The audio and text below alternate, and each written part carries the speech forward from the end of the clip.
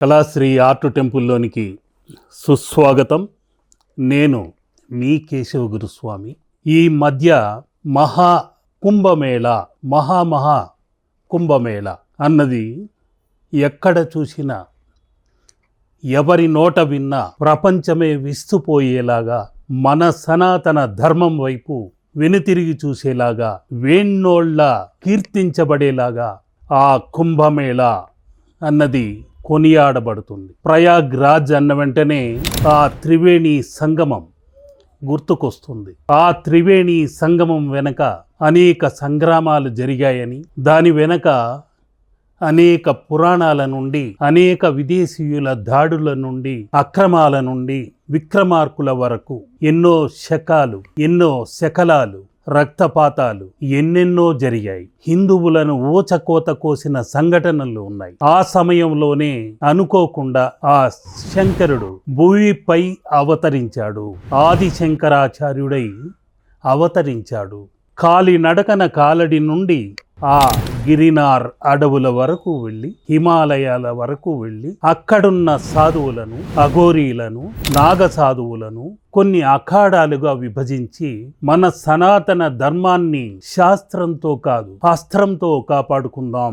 అస్త్ర విద్యల్ని తంత్ర మంత్ర యంత్ర ప్రయోగాలతో మన శిల్ప సంపదను, ఆలయ పరిరక్షణ, మన సనాతన ధర్మం, అందులో ఉన్న మర్మం, ఇవన్నింటినీ కాపాడుకుందాం అంటూ ఆ అఘోరీలను, నాగసాధువులను ఒక అఖాడాలుగా విభజించాడు.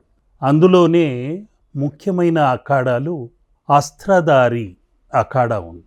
అంటే వారు అస్త్రబలంతో, ఆయుధ బలంతో, మల్ల యుద్ధములతో, విల్లును ఎక్కుపెట్టి శత్రువులను తరిమి కొట్టడానికి త్రిశూలాలు చేతబూని హరహర మహదేవ్ అంటూ మరొక కాలభైరవుడిలాగా, వీరభైరవుడిలాగా మీరు మారాలి అంటూ వారిని హెచ్చరించి, మనకు ఇక్కడ కొన్ని అఖాడాలు ఉండాలి అని ఆ ప్రయోగ్రాజు వద్దే ఆయన కొన్ని నాగసాధువులను ఏర్పరచటం జరిగింది.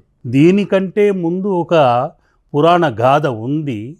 కానీ ఆ పురాణ గాథ కొన్ని శాస్త్రీయమైన ఆధారాలు లేవు అంటూ మనవారు మనపైనే బురద చల్లుకోవడం కూడా జరుగుతూ ఉంది ఈ మధ్య కాలంలో. ఎందుకంటే ఒక దేశంలో ఉండే జనాభా మొత్తం ఆ ప్రయాగ్రాజ్లో ఈరోజు ఉంది. ఆ ప్రయాగ్రాజ్ అన్న వెంటనే మనకు మొట్టమొదట గుర్తు వచ్చేది అమృత బిందువులు. ఆ 4 బిందువులు నాసిక్, ప్రయాగ్రాజ్, హరిద్వార్, ఉజ్జయిని ఇటువంటి క్షేత్ర సమీపాలలోని నదులలో విలీనమయ్యాయి అని 12 ఏళ్లకొకసారి జరిగే కుంభమేళాని, పూర్ణ కుంభమేళాని, 6 ఏళ్లకొకసారి జరిగే కుంభమేళాని, అర్ధ కుంభమేళాని, ఇలా కుంభమేళాలు విభజించుకుంటూ ఒక్కొక్క ప్రాంతానికి 12 సంవత్సరముల లెక్కన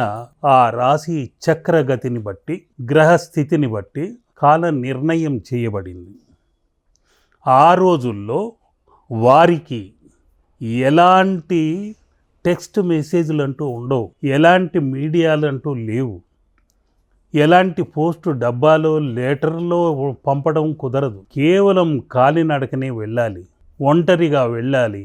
ఆ కాలంలో అనేక రకాల మంది, లక్షల సంఖ్యలో అక్కడ పవిత్ర స్నానాలు ఆచరించేవారు. బుద్ధుడే స్వయంగా తన గ్రంథంలో రాశాడట. ఆ ప్రయాగ్రాజులో త్రివేణి సంగమంలో స్నానం చేస్తే మనకు ఉన్న పాపాలు పోగొట్టుకోము. ఆ పవిత్ర స్నానం వలన మానసిక ప్రశాంతత చేకూరుతుంది అన్నట్టుగా ఆయన పద్ధతిలో ఆయనకు తోచింది రాయటం జరిగింది. పురాణాలను మనం లెక్క పెట్టుకొని ఆ గ్రహస్థితిని లెక్కించి, గురు మార్పులను బట్టి, సూర్యచంద్ర స్థితి మార్పులను బట్టి, కుంభరాశిలోకి ప్రవేశం అయిన వెంటనే, మేషరాశిలోకి సూర్యుడు ప్రవేశించిన వెంటనే ఈ కార్యక్రమాలు జరిగేవి. మరి వారికి ఎలాంటి మెసేజ్లు, ఎలాంటి లెటర్లు, ప్రత్యుత్తరాలు లేని సమయంలో వారందరూ అన్ని లక్షల మంది, ఆ రోజుల్లో 60 లక్షల మంది పోగొయ్యారు అనేది గొప్ప విషయం. సంక్రాంతి వస్తే అక్కడికి వెళ్ళాలి అని వారి ఒక నమ్మకము, అంచనా. పంచాంగ నిర్ణయం మన సనాతన ధర్మంలో ఉన్న అతి శక్తివంతమైనదే జ్యోతిష్య శాస్త్రం. దానిని ఆధారంగా చేసుకొని అంటే కుంభము, కుండ అని అర్థం. ఆ కుంభ రాశిలోనికి వీరు గ్రహ స్థితిని బట్టి ఆ నిర్ణయం చేయడం జరిగింది. గురువు యొక్క మార్పుని బట్టి ఆ రాశి చక్ర విధానములో చక్రాకృతిలో పునరావృతం అవుతూనే ఉంటుంది. 12 ఏళ్లకు ఒకసారి ఇలా లెక్కించి 12 రాశి చక్రాలను బట్టి 144 సంవత్సరాల తర్వాత ఒక మహాకుంభమేళా అన్నది ఏర్పడింది. అదే ఇప్పుడు జరుగుతూ ఉంది. ఆ కుంభమేళాని చూసి విదేశీయులు అనేకులు నిర్ఘాంతపోతున్నారు. దేశం మొత్తం ఇక్కడే ఉందా, జలం బదులు జనం కనిపిస్తున్నారు, జలం ఎక్కడా కనిపించటం లేదు అన్నట్టుగా ఆశ్చర్యపోతున్నారు. ఇన్ని కోట్ల మంది రావటం ఏమిటి, ఈ సమూహాన్ని మేము ఇంతవరకు చూడటం లేదు. ఇంత పెద్ద సమూహంలో వీరికందరికీ ఆశ్రయం ఎలా కల్పిస్తున్నారు, అన్నదాన కార్యక్రమాలు ఎలా చేస్తున్నారు. నిజంగా ఆ యోగి ఆదిత్యనాథ్ గారు గొప్పవాడు అంటూ వేణోళ్ళ కీర్తిస్తున్నారు. మోడీ ఆధ్వర్యంలో ఇంత పెద్ద ఎత్తున జరగటం మన అదృష్టం అనుకోవాలి.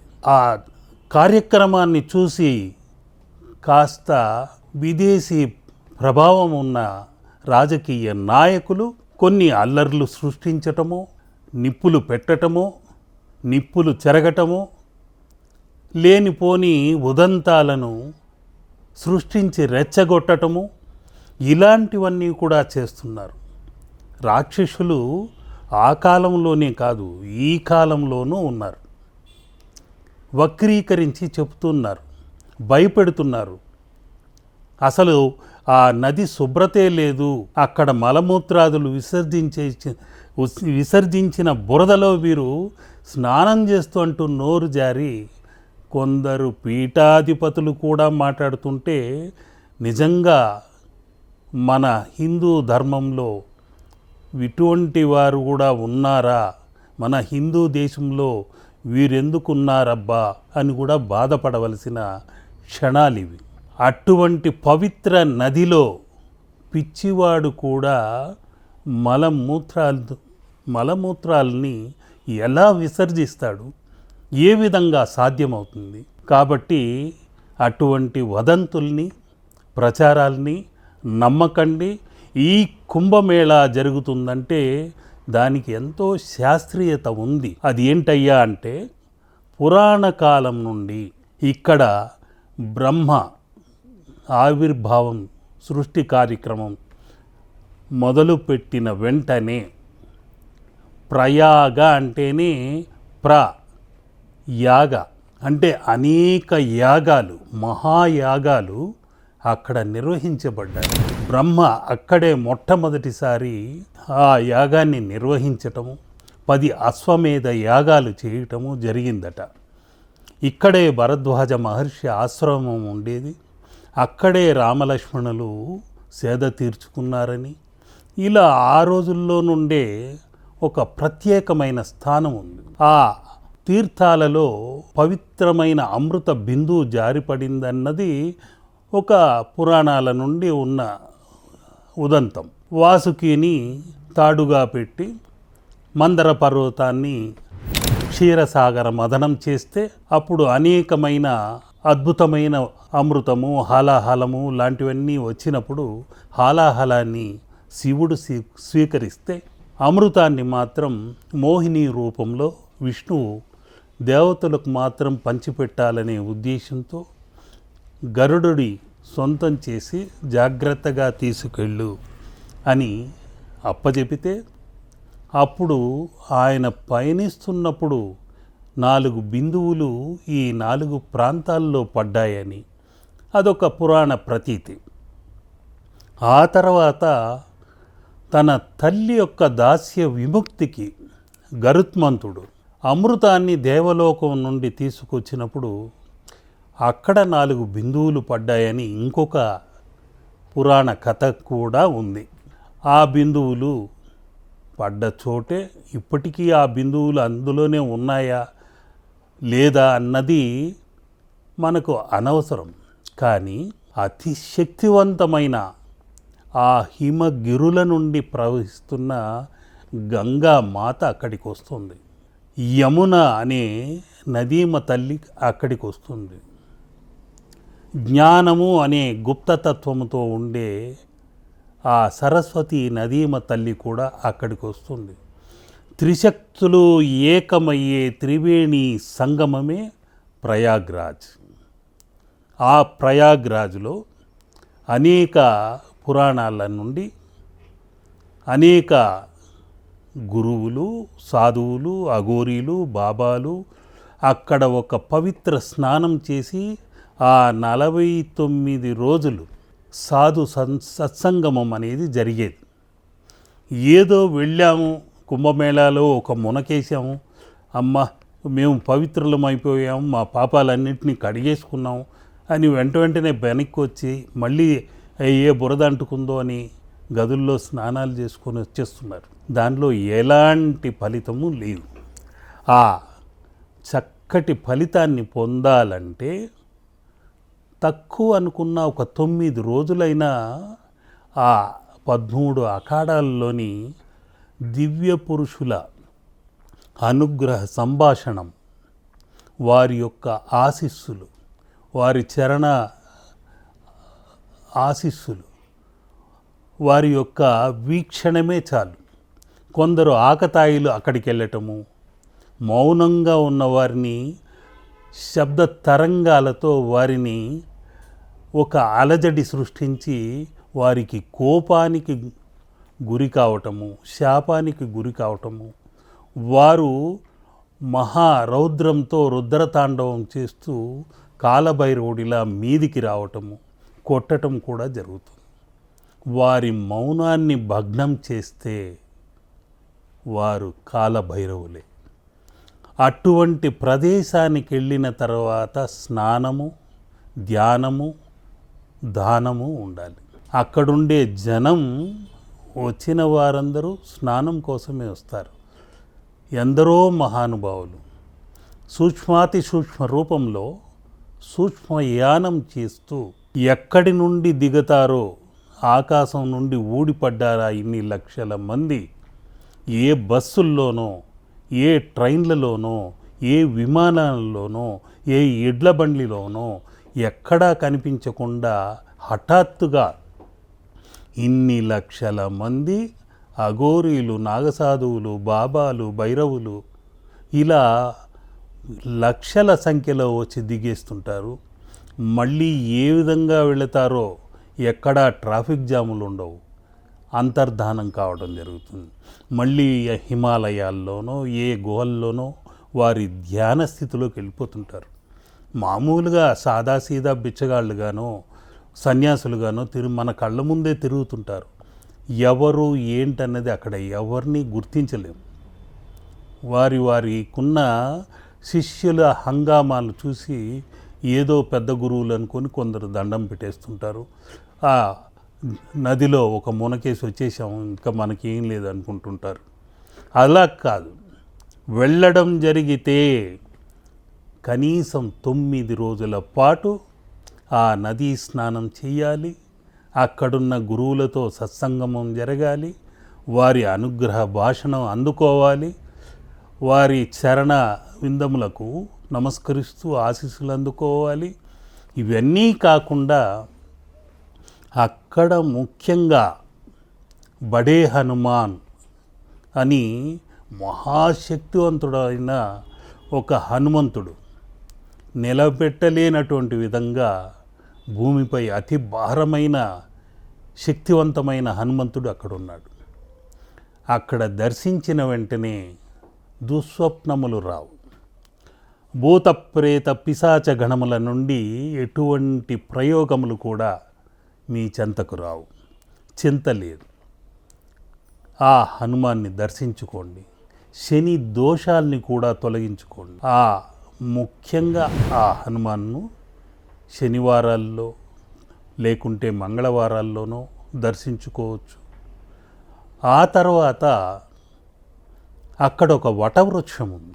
ఆ రోజుల్లో ఆ వృక్షం కిందనే ఈ నాగసాధువులందరూ గుమికూడి మనపై దండెత్తి వస్తున్న విదేశీయులను, మొఘలులను లేకుంటే ఆంగ్లేయులను, వీరి అందరినీ ఎలా తరిమి కొట్టాలి అని సమావేశమయ్యేవారు. ఔరంగజేబ్ వారి జనంతో, సైన్యంతో దండయాత్ర చేశాడట ఈ ప్రయాగ్రాజ్ దగ్గరికి. ఈ ప్రయాగ్రాజ్లో ఆ దండయాత్ర చేసినప్పుడే మన నాగ సాధువులు కాలభైరవులై మహారౌద్రంగా త్రిశూలాలతో తునాతునకలు చేసి తరిమి కొట్టారు. ఆ తుష్కురులందరూ పారిపోయారు. ఆ సమావేశం ఆ వటవృక్షం దగ్గరే జరిగేది. అటువంటిది సమావేశాలకు నిలయం, ఆ సత్సంగమము జరిగే ప్రదేశమే ఆ వటవృక్షం.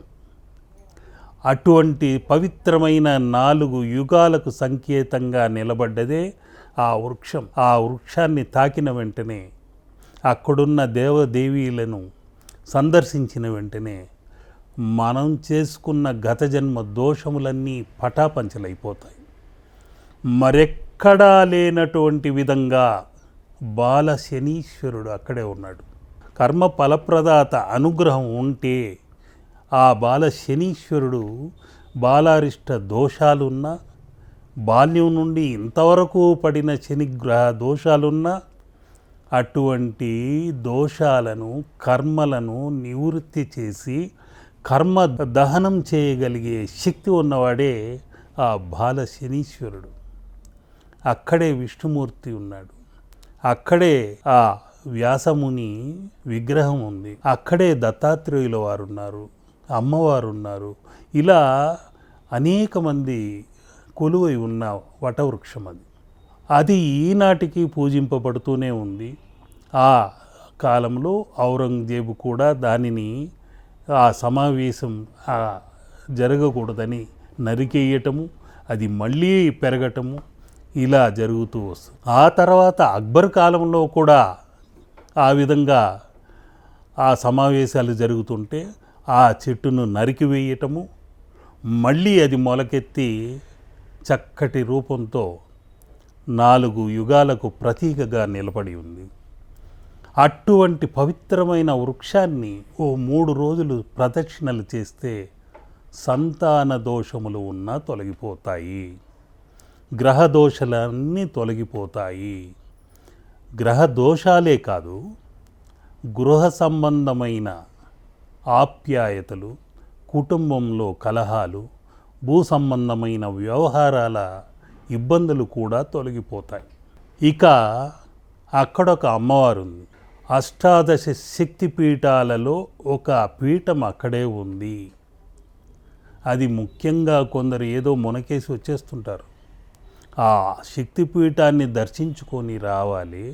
అమ్మవారి వేళ్ళు అక్కడే పడ్డాయని, చేతి వేళ్ళు పడ్డ చోటే ఆ అమ్మవారు అగమ్యంగా ఉంది. శిలారూపం కాకుండా ఆ అమ్మవారు ఉంది. ఆమె పేరే అలౌకీదేవి.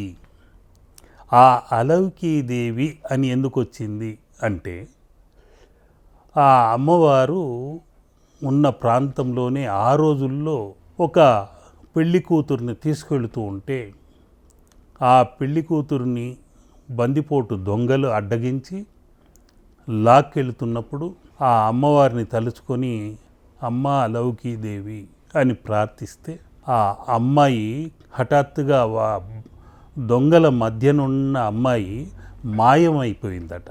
అందరూ భయపడిపోయి తలో దిక్కుకు పారిపోయారు. విపరీతమైన కాంతులు ఆ అమ్మాయి మాయమైన చోట కనిపించేసరికి ఆ మాయమవటము అనేదే అలౌకి అంటుంటారు.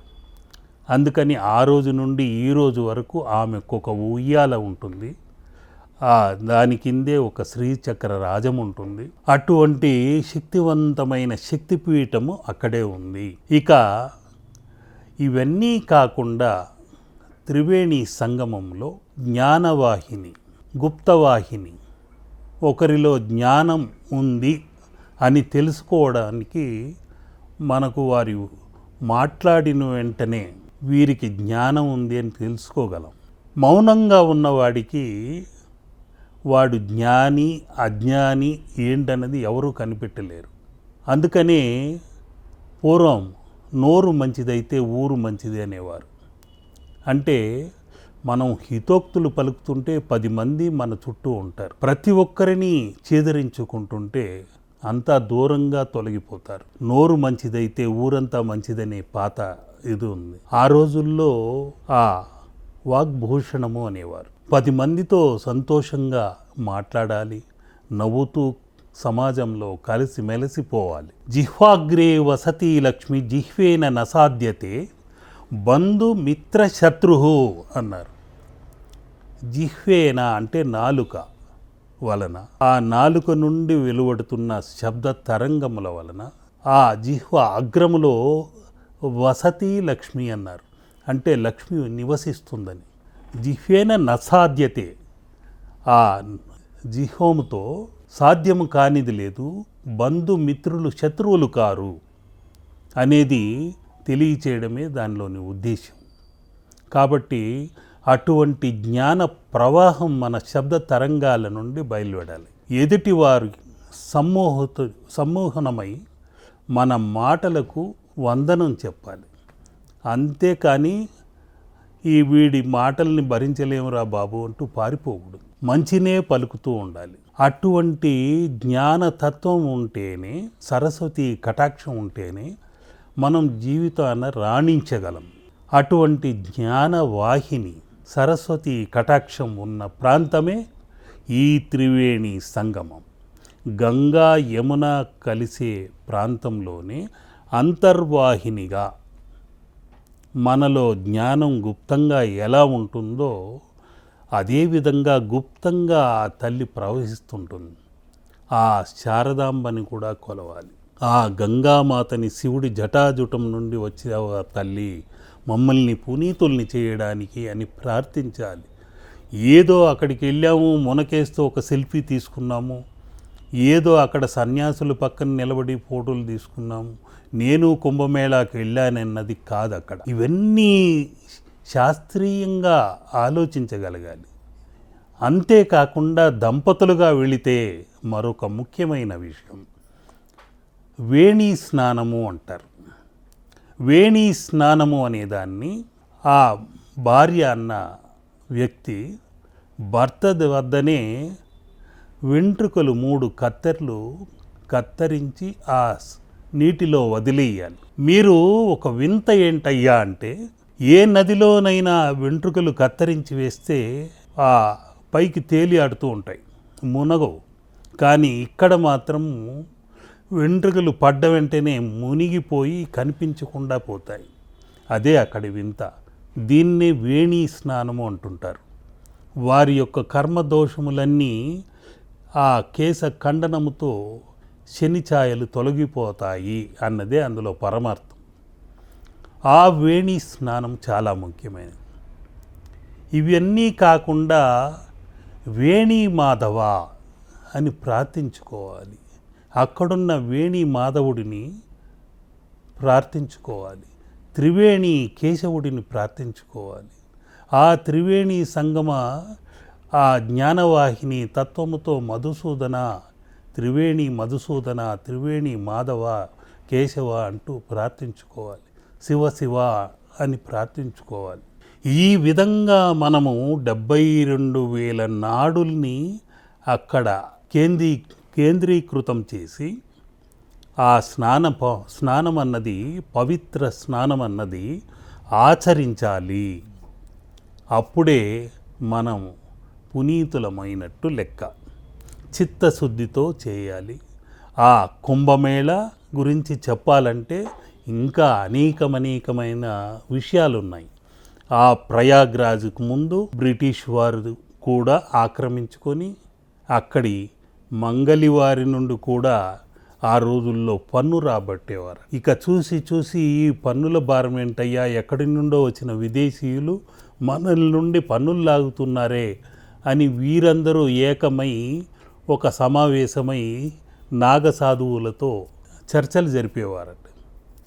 వీరు అందరూ ఏకమైపోతున్నారని చిన్నాభిన్నం చేసి ఆ నాగసాధువులకు అక్కడ స్థలం లేకుండా చేయటానికి అనేక ప్రయత్నాలు ఆంగ్లేయులు కూడా చేశారని ఒకటి వినికిడి.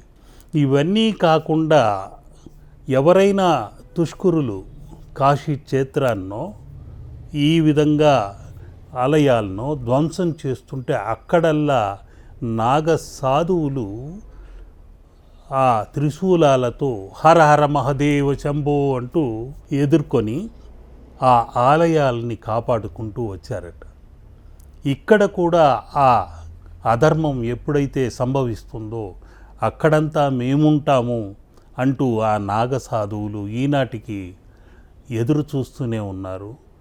అందుకనే మనం ఆ కుంభమేళాని అతి పవిత్రంగా భావించాలి. ఆ ప్రయాగ్రాజ్ని అతి పవిత్రంగా భావించాలి.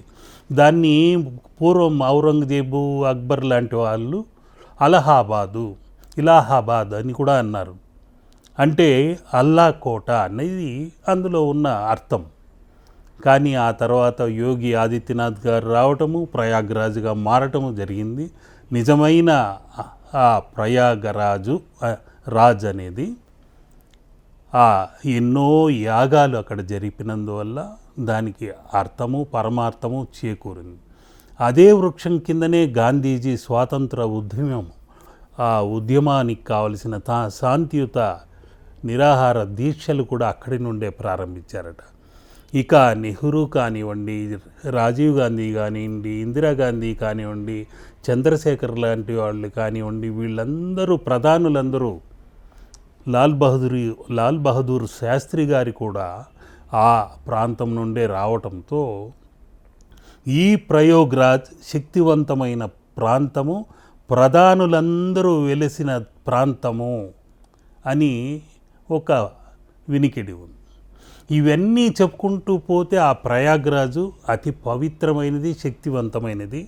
అటువంటి చోట అశుభ్రత లేకుండా, అశుభాలు కల్పించకుండా, అక్కడున్న సాధు పుంగోలోని వారిని మనం అల్లరి చిల్లరి వేషాలు వేయకుండా, వారి తపోభంగం కలిగించకుండా, వారి శాపాలకు కోపాలకు గురి కాకుండా మనం అక్కడికి వెళ్ళామా 9 రోజులు 3 రోజులు మీకు చేతనైనంత వరకు ఉండి ప్రశాంత చిత్తంతో స్నానం చేసి రండి. పవిత్ర స్నానం ఆచరించండి. శివరాత్రి కూడా రాబోతుంది. ఆ శివరాత్రి రోజు వరకు ఆఖరి స్నానం అవుతుంది. ఆ పవిత్ర స్నానానికి ఆఖరి రోజు అదే. కాబట్టి ఆ మహాశివుడి అనుగ్రహానికి మీరందరూ పాత్రులు కావాలని కోరుకుంటూ, హరహర మహదేవ శంభో శంకర. లోకా సమస్త సుఖినో భవంతు. శుభం శుభం.